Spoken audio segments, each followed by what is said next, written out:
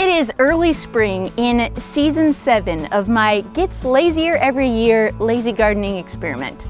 Let's take a very early spring tour, shall we? Come on in.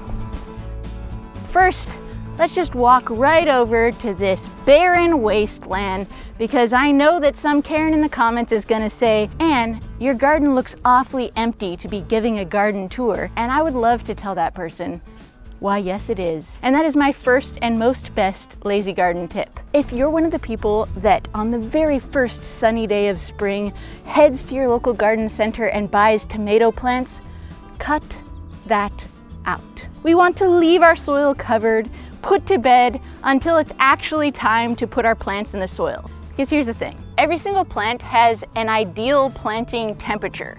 And a lot of the plants that most of us aspiring home gardeners actually like to plant in our gardens need the soil temperature to be 70 degrees before you actually put them in the soil. So as lazy gardeners, one of our most helpful tools that we can have is a soil thermometer, also known as a compost thermometer, that we can poke in the soil about the depth that we're going to plant our plants and check to see if it's actually time to plant that plant or if we need to hold off for a little bit. Pests and diseases thrive on sad and unhealthy plants. And if you put a plant that wants the soil to be 70 degrees in the soil when it's only 60 degrees, that plant is going to be sad. And then it's going to become a breeding ground for pests and diseases, which are then going to cause the whole rest of our garden to struggle all season long.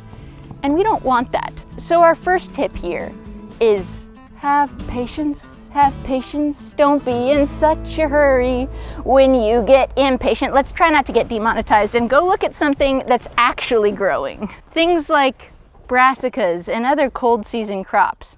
Here we've got our turnips, our turnip greens, our spinaches, our onions that we planted earlier that are starting to get well established, our garlics when it's cold outside for the majority of the days and nights.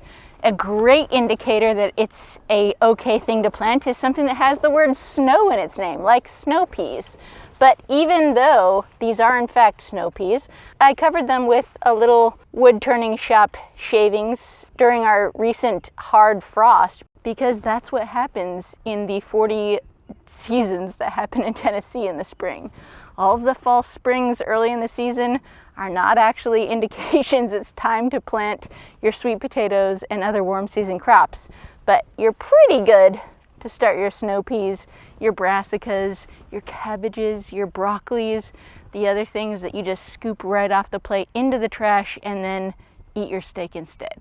But when it comes to a lot of our brassicas, like our turnips, our broccoli, other things, they might start going to seed when it's, too early in the season for them to be doing that because for some reason it's 80 degrees right after a frost, like it is right now. But these little turnip greens, where it's starting to form a seed head, can be pinched off to slow the plant's roll as far as making seeds and basically dying off. And then these can basically be treated like broccoli stalks. So you put them in the air fryer with some olive oil, some salt, some garlic, and they are delicious and delightful. But then as true lazy gardeners, we do eventually have to let a few of them actually do go to seed. And then those seeds will spread and replant them so that we then don't have to replant those seeds or buy seeds for that matter, because we're lazy. If you're interested in keeping bees, remember that early spring is swarm season, and that is the best time of the year to get free bees. It's very easy to build and put out a swarm trap, catch a swarm, and then install it close to your garden so you've got lots of garden pollinators. Although I do feel the need to, actually myself at this point, and tell you that honeybees are not actually the best garden pollinators.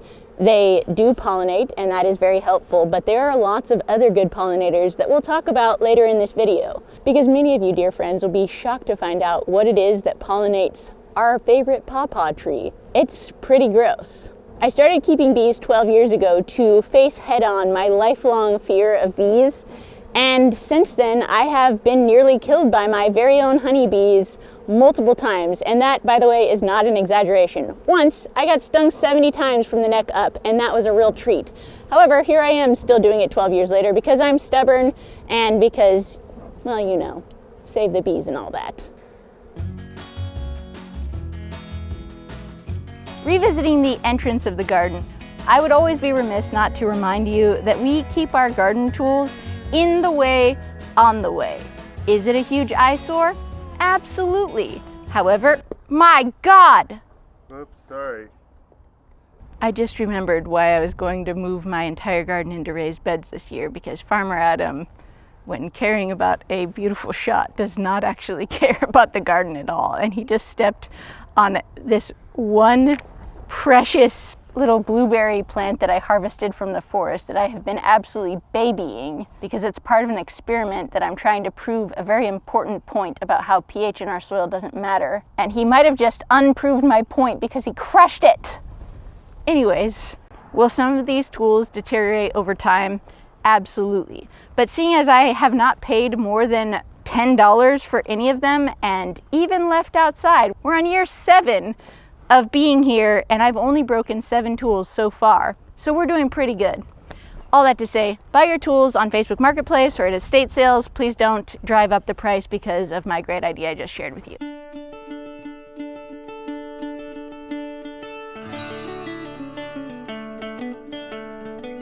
One of the absolute laziest lazy crops is potatoes. I also talk about sweet potatoes being pretty easy to do. Potatoes are about that too. You just have to have 2 little eyes or places where your potatoes are growing. If you don't want to buy seed potatoes, you can get just regular organic potatoes. You don't want to buy non-organic because they're often sprayed with things that stop the little eyes from actually starting. But you can cut them up. You don't have to do anything fancy. People will make everything about gardening way more complicated than it has to be. But if you plant these things about 10 to 12 inches apart, sometime on or around St. Patrick's Day, 3 to 5 inches deep in the soil, a few little potatoes will turn into a whole lot of potatoes with very little effort at all. Normally I would look at this compost that I just dumped in here on top of random cardboard and tell you that it's not very well composted, so it's probably not quite ready to plant in. But potatoes really don't ask that much of your soil. And so as long as you've got the basic nutrients there, you're probably gonna get potatoes. And this is one of those crops that I'm like, if you have never planted anything ever before, plant some potatoes, because even if you do it totally wrong, chances are pretty high that you'll at least get the same bag of potatoes that you put into the soil back out, except those new ones will be fresher and better. And in case you need a little more encouragement, check out what happened to my potato patch last year when I planted it in the middle of the grass and then lost it because I had the audacity to take a couple months off and have a baby. As lazy gardeners, we do not like experiments in labor for futility's sake. And seeing how many potatoes I've gotten so far, it's literally not even worth it to pick the rest of them. So we're gonna abandon this effort and call this the Great Potato Harvest of 2025. Ta-da!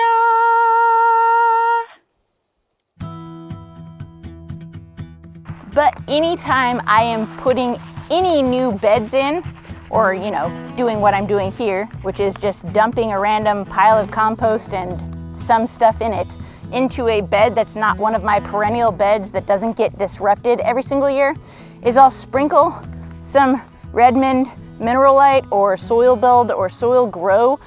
All of these products do basically the same thing, and that's that they add a little bit of extra micronutrients that your soil is very likely lacking, especially if you've been on the fertilizer train for several years, because commercial fertilizer basically only focuses on the nitrogen, potassium, and phosphorus. That's the NPK on the outside of your fertilizer bags and bottles and things, but they totally miss the things that actually make the soil life in our soil come alive. And that is all of the micronutrients that your soil also needs to make the best possible use of those macronutrients like nitrogen, phosphorus, and potassium. Ooh, look at that delightful mycelium. Now, tell me, this isn't what we want to see in the garden.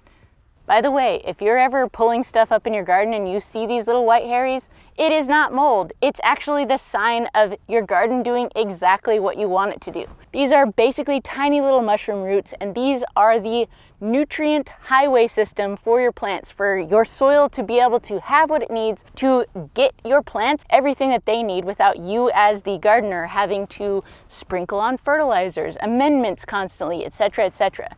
If you keep feeding your mycelium all kinds of decaying organic matter, which is not anything you go and buy, it's just something that was once alive that is now dead, dying, or decaying, then they will eat the carbohydrates out and turn it into nutrient-rich soil for your plants to then turn into nutrient-rich food for you and your family to eat. A nice thick mycelium carpet also helps your soil to retain a whole lot more water, so that then you, as the lazy gardener, don't have to spend a whole bunch of time watering your garden either. And what do we keep saying about healthy plants and pests and diseases? When your soil is healthy, your plants don't have as many pests and diseases, and you as the gardener have to baby them a whole lot less. Before we walk past my okra seeds that have been maturing here over the winter, these were simply just adult okras that I let fully mature at the end of the season, and then I hung them on this fence post to sit out in the weather so that I could then come back this spring and harvest next year's free, locally adapted, very successful future okra seeds by the 100. This, my friends, is the cheapest, best way to get free seeds that are going to get better and better and better and grow better in your garden every single year. Save the biggest and the best of every single variety and then replant them the next year. Now, 100% of these seeds are not going to be viable, so you might have a little bit lower germination rates from these as you would from any reputable seed company. And I say reputable seed company because a lot of companies will sell you crappy seeds. But just pick through them, pick the best ones, and then toss all of the rest into a test pile and see how they do, because boy howdy, some ugly seeds can produce some beautiful plants. By the way, while we are standing here, can I please point your attention to the smallest and cutest calf that I have ever seen in my entire life that was just born yesterday and had to be an office calf with Alexander for a little while just to make sure he survived the cold weather. But oh my gosh, so cute. Adam will put the clips here.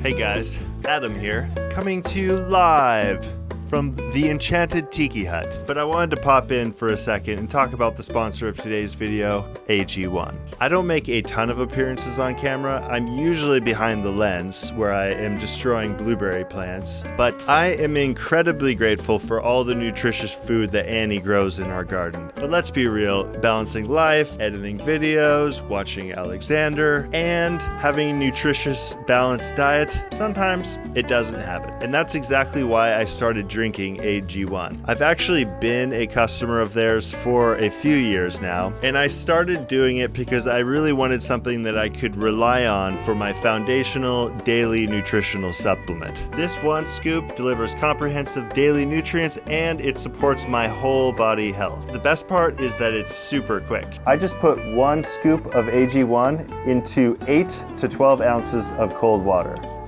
Like this. Toss the lid on, shake it up, and my entire routine is done in 30 seconds. Now I can go back to filming, crushing blueberry plants, watching Alexander, or relax in an enchanted tiki hut. If you want an incredibly simple daily habit to take control of your daily health, give AG1 a try. Through our link, you'll get an AG1 flavor sampler and a bottle of vitamin D3 and K2 free in your welcome kit with your first AG1 subscription, a $72 value. Scan the QR code on screen or click the link in the description to get started. All right, back to you, Annie.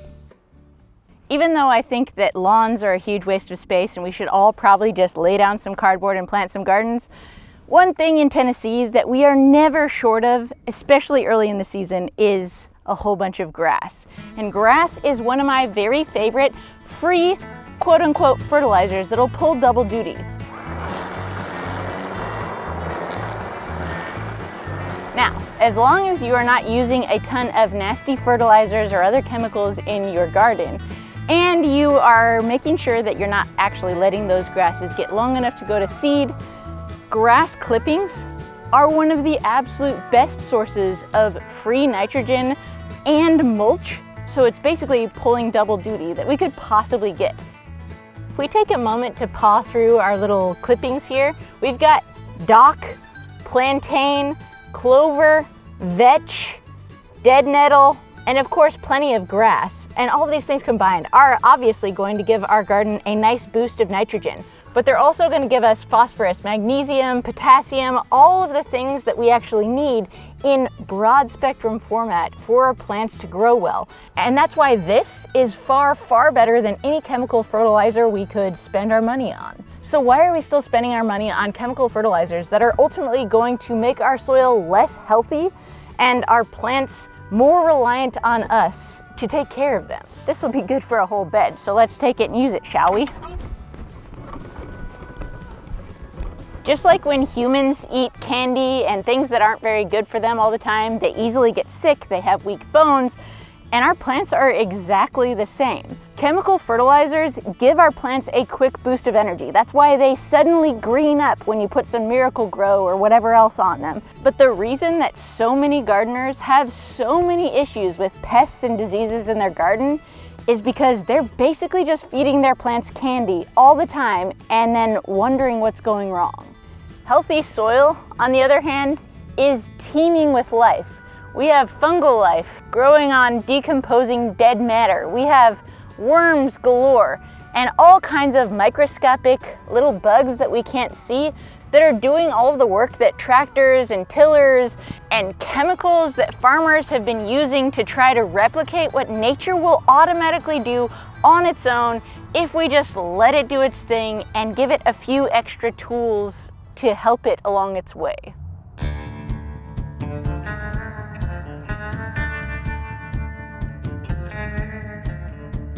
Over here, we have a very important, especially right now, experiment that I'm doing to show you how to test whether there is broadleaf herbicides in your compost, your soil, or your straw and mulch. And the best way to test this is to put some soil with some of that straw or hay mixed in. If you're worried about manure from a stable or a horse place having it in it, put one of those turds right in there, and then plant some beans. And then every day, water that with some straw and poo water. And if your beans come out looking super scraggly and awful, don't use that straw or that poo as your mulch and or compost in your garden, because herbicide contamination is real. But this is a real easy way to make sure that, in fact, my donkey poo is clean, so I can continue to use it in my compost pile. Huzzah, huzzah, my fertilizer is good. And right underneath this is, oh my gosh, please don't breathe in. Oh. This is a whole bunch of charcoal that I have spent several months infusing with some alpaca and donkey poop. And we shall now spread the water because we don't want to waste it, but far more importantly, the charcoal pieces that are now charged with that. Sorry, we're just gonna have to do this without talking about it. No.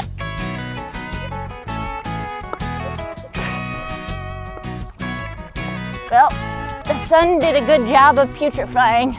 This is one of the ways that we create slow release fertilizer for the garden in our perennial beds that we don't want to bury with compost every year. Should have done this at the end of the tour, Adam. We'll put some of this charcoal on. Oh my God, the blueberry you ruined. We're gonna put a special focus on our onion patch because onions like a lot of nitrogen. All right, well, go to work, microbes. Do your best work. Sorry, I've made a huge mistake. Because everybody's been asking, here's an update on the peach tree after our You're Probably Killing Your Fruit Trees spring pruning edition. Everyone saw us cut off a whole lot of preciouses, and boy howdy is this tree healthy. By the way, while I was in the hospital having our son, about 200 pounds of peaches just rotted right in place, much to my very sadness. I only ate like 7 peaches last year, but those 7 peaches were delicious and delightful, and we're gonna get a whole lot more this year. I have some very exciting news for, well, me, because artichokes are the best way to eat butter, in my personal professional opinion. But remember that artichoke that was infested by bees? What the heck is with all the wasps, though? I'm like terrified to be anywhere near that thing. This little baby has survived the winter and is about to start putting on some delicious and delightful vehicles for butter, and I could not be happier about it. This is 7 years into my trying to grow artichokes journey that has as yet been unsuccessful, but boy howdy are we excited to have nursed this little bad Larry through the winter, and I cannot wait to make 80 pounds of butter to enjoy the 3 to 4 artichokes I might get this season as a result. Huzzah! I kid you not, the very next day after we filmed this segment about the artichoke here, a freaking vole came and ate the roots of my artichoke plant, killing it. And so now we're starting over in year 7.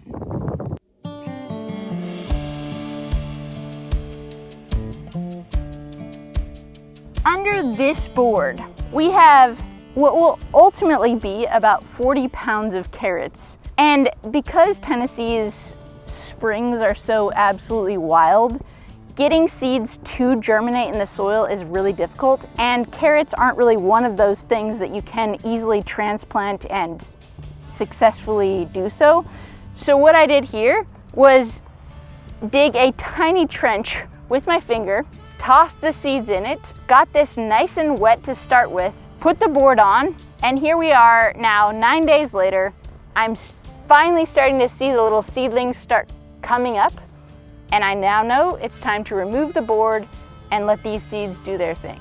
Super awesome tip, super thankful for Cody and Michelle showing us how to do this, because especially in our wild Tennessee climate, this is a major game changer. It means I don't have to come back and babysit my seeds the way I used to. It means I'm not coming back and doing daily waterings. I mean, we literally went through an 85-degree to 23-degree temperature shift, and all of these seedlings are doing just fine. That's pretty incredible. So as I pop this plywood off, I'm just gonna give these a quick sprinkle here at dusk, just to give them a little extra water. And then tomorrow when the sun comes up, they should all start reaching towards the stars like they're meant to. Let's go this way. My nectarine trees that I planted from seed, grafted myself, thriving. So happy to report it. My multi-variety plum tree miraculously finished most of its flowering before the frost, so hopefully we don't lose all our fruit because of that. More nectarines, my quince. We'll talk more about that stuff later.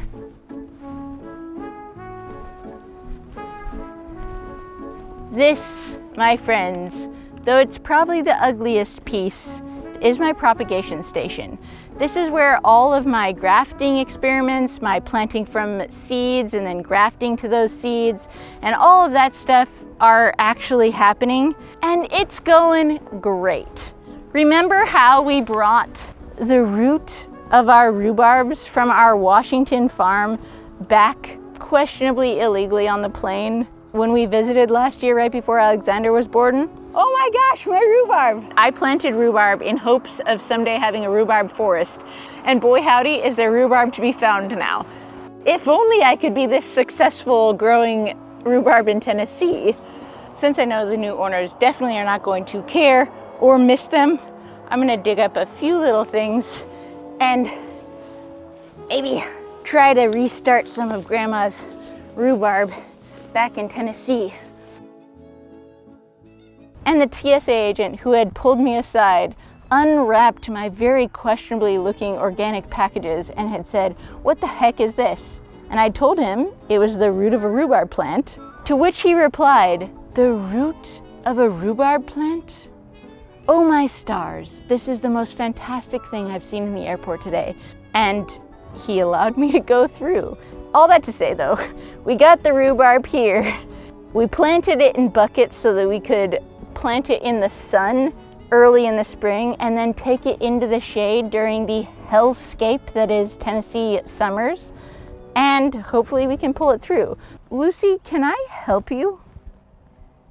Because it feels like you're here asking for snacks and I genuinely don't have them to give you. But also you are quite cute. Okay, fine, I'll give you a snack. This is Lucy. She's a mini pig who we inherited from our neighbor. Okay, she doesn't want the sorrel. Well, sorry to tell you, girl, that's all I have for you. You're not gonna eat any of my rhubarb because I need that for pies. By the way, for those of you who are wondering if she's blind, she is not blind. She just has some persistent skin issues and is also quite fat, which makes her eyes kind of shut really tight. But she's thriving. By the way, the thing that makes all of this super lazy is the fact that I've buried all of these containers in mulch. So not only do I not ever have to water them, even in the height of summer, because this stuff has incredible moisture retention, it also shields them from frost and freezing. So none of the stuff that I didn't want to freeze froze. And that is even during a polar vortex that was yet another 150-year storm that we weren't supposed to have, I feel like for the 7th year in a row here in Nashville, but somehow here we are. Everything has survived and we're just really happy about it.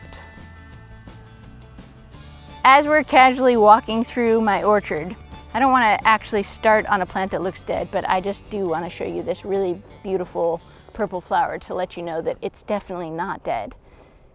And also show you the best hack I've found to keep your little treelings safe from your weed whacker, which is the #1, at least in my experience, killer of young trees, because those weed whacker blades come up to it, cut a hole in the bark, and then your tree's ruined for life. So yeah, a little bit of this corrugated drainage line is a great way to protect it from that. This little pond orchard is a whole lot more satisfying than the pond itself. I left off a 0 off of the calculations when it came to putting the correct amount of clay in the pond. So instead of 20,000 pounds for a 1/4 acre pond like this, I put 2,000 pounds. And truly, as I was doing it, well, let's be honest, as Adam was doing it, because I just stabbed my hand during a freak nacho making accident. As Adam was doing it, I was like, that's a really thin layer of clay, and I really don't understand how that's gonna work, but you know, I'm not a scientist, so let's just let it happen. Well, as you can see, it didn't happen. So now we have to put 20,000 pounds of clay on, and hopefully then it'll actually work. But until then, we've got a great peeper spot. Every single day in the early spring, I'm checking the pawpaw flowers to see if they're starting to open, because when these little cute flowers start to open, I know that I need to take my little paintbrush and my little baggie out into the woods and collect pawpaw pollen from other unrelated rhizomes and come back and pollinate these sweet little flowers so that I can become the mommy and the daddy of even more pawpaws year after year. And the best news of all is that this is not actually our only pawpaw tree that we expect to fruit this year. So stay tuned, my friends.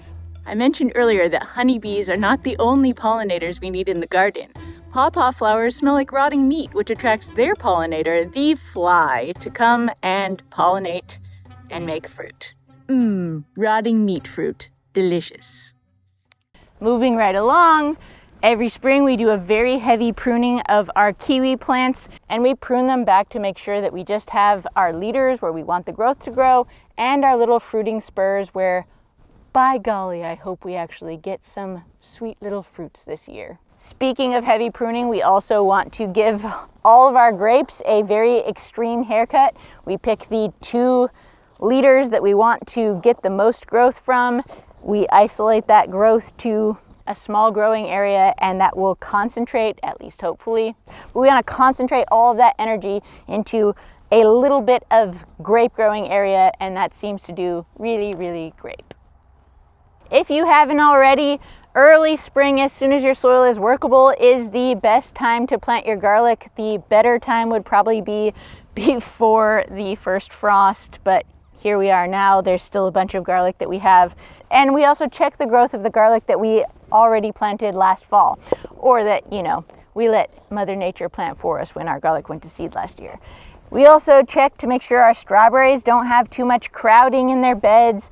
And as we're walking through this particular bed, we're always looking for the first little asparagi that pop their cute little weird alien heads out of the soil and let us know that we're about to have a whole lot of asparagus. Oh my lands, look at this beauty.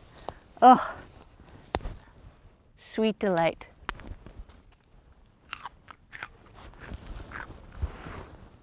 If you can actually see it through all of the random raspberry and thornless blackberry detritus that I tossed in some mulch over here while trying to save all of this from the fungus that hit our garden last year, you can look beyond it and see the start of my hazelnut orchard, because I absolutely love the book Restoration Agriculture by Mark Shepard. And in all of my dreams, someday I will have a very well established filbert/hazelnut orchard where we can make our very own Nutella organically from scratch, and it'll be so great and it'll help the environment and all of those things. But right now we've got one really healthy filbert bush, and that's all I have to say about that. Going off some other really interesting advice we got from our friends Cody and Michelle, More Than Farmers, about raspberries this year, I trimmed all of my raspberries in this little patch over here all the way back down to the ground just to see how they perform as opposed to our other patch elsewhere. But as I was doing that, waste not, want not, because anytime you're pruning your raspberries or blackberries is a very good, very easy opportunity to propagate a whole bunch more plants totally for free. And so in that, as I took all of the trimmings, I just cut them all, shoved them down into this bucket, and we'll put a whole bunch of compost and mulch on top of all of these clippings, and some of them will take root and some of them won't, but nothing ventured, nothing lost. We might end up with a couple hundred extra raspberry and blackberry starts, and to me that's really a win. This garden has become one of my favorite places on our property to spend time. Every year that I've put into this garden has made it lazier and lazier and lazier. And the gift that that has given me is more time to do all the other things that I'm also interested in doing, because there are not enough hours in the day to do all of the many things that I'm interested in doing, especially if I have to spend a whole bunch of time babysitting my plants. Something that I'm often told in my comment section some people really love doing, but for me, that's not it. I've got some tubas I want to restore. I've got a whole dairy farm I want to manage and make better. I have a beautiful new son who I want to spend every single possible moment I can with. And that thing that we all have to do, working to pay the bills. So my friends, if you're thinking of planting a garden this year, do it with all abandon. Put some seeds in the ground and see what happens. I cannot wait to share another growing season with you. We'll talk about the things that worked, the things that didn't, our biggest successes and our biggest failures. But is it really a failure if we learn something? There's our lesson for today. I will see you in the next video. Cheers! All right, little Lucy, I've got some rapinis for you to eat because I don't have time to make dinner tonight. Come on, girl.